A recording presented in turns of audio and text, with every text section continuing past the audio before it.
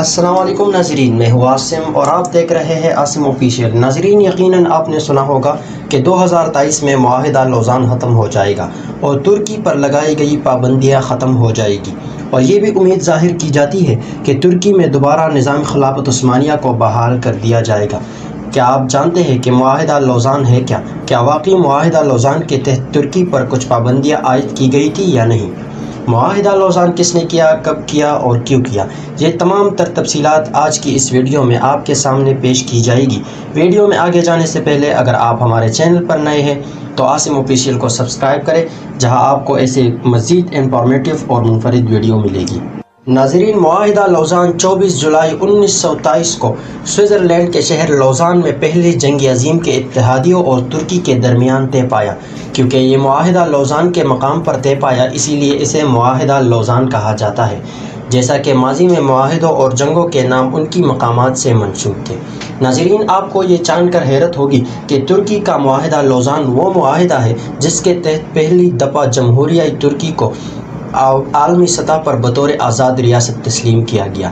بنیادی طور پر یہ معاہدہ ترکی اور فرانس کے درمیان طے ہوا، مگر ایک فریق ترکی اور دوسری طرف سلطنت برطانیہ، جسے برٹش امپائر کہا جاتا ہے، فرانس، اٹلی، جاپان، یونان اور رومانیہ شامل تھے۔ مگر معاہدہ لوزان کا متن فرانسیسی زبان میں لکھا گیا اور یہ فرانس کے تحویل میں ہوا۔ ناظرین، یہ خلافت عثمانیہ کے اختتام کے بعد پہلا معاہدہ تھا جو کسی دوسری زبان میں ہوا، جبکہ اس سے پہلے خلافت عثمانیہ کی یورپ سے ہونے والے معاہدے ترکی زبان میں تھے۔ معاہدہ لوزان ہے کیا اور اس کی ترکی پر کیا اثرات مرتب ہوئے، اور مغربی طاقتیں 2023 آنے سے قبل ہی خوفزدہ کیوں ہیں؟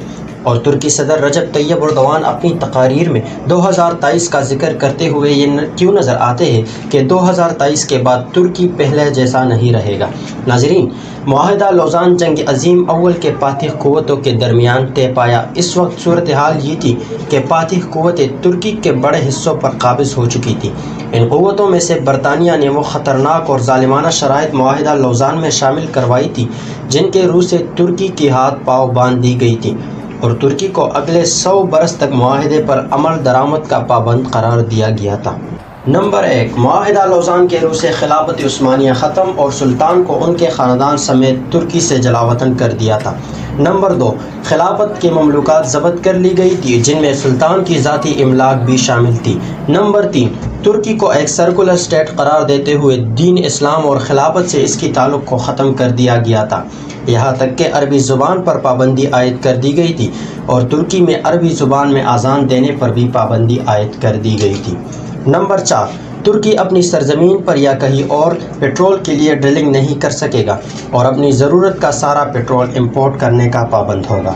نمبر 5، باسفورس عالمی سمندر شمار ہوگا اور یہاں سے گزرنے والے کسی بھی بحری جہاز سے ٹیکس نہیں لے گا۔ باسفورس کی اہمیت کا اندازہ اس بات سے لگایا جا سکتا ہے کہ یہ عالمی دنیا کے تجارت میں ریڑھ کی ہڈی کی حیثیت رکھتا ہے۔ ترک صدر طیب اردوان ایک سے زیادہ بار یہ واضح کر چکے ہیں کہ 2023 کے بعد ترکی وہ ترکی نہیں رہے گا جسے یورپ کا مرد دیمار کہا جاتا ہے، بلکہ ہم اپنی زمین سے پیٹرول بھی نکالیں گے اور یہاں ایک نہر بھی کھودیں گے جو بحر اسود اور مرمرا کو بہا ملا کر مربوط کر دے گی، اور اس کے بعد ترکی یہاں سے گزرنے والے ہر بحری جہاز سے ٹیکس بھی وصول کرے گا۔ اس صورتحال سے ساری کہانی واضح ہو جاتی ہے کہ مغرب کیوں ترک صدر رجب طیب اردوان کا اتنا سخت دشمن بنا ہوا ہے۔ اس کے علاوہ ایک افواہ ہے کہ ترکی معاہدہ لوزان کے ختم ہونے پر 2023 کے بعد حجاز مقدس پر دعویٰ کرے گا۔ یہ ناممکن ہے، اس کا معاہدہ لوزان سے کوئی تعلق نہیں ہے۔ البتہ 2023 کے بعد ترکی میں کئی تبدیلیاں آئے گی۔ اگر ویڈیو اچھی لگی ہو تو ہمارے چینل عاصم آفیشیل کو سبسکرائب کرنا نہ بھولیں، ساتھ میں بیل آئیکن کو بھی پریس کیجیے تاکہ ہماری ہر نئی آنے والی ویڈیو آپ تک پہنچتی رہے۔ شکریہ۔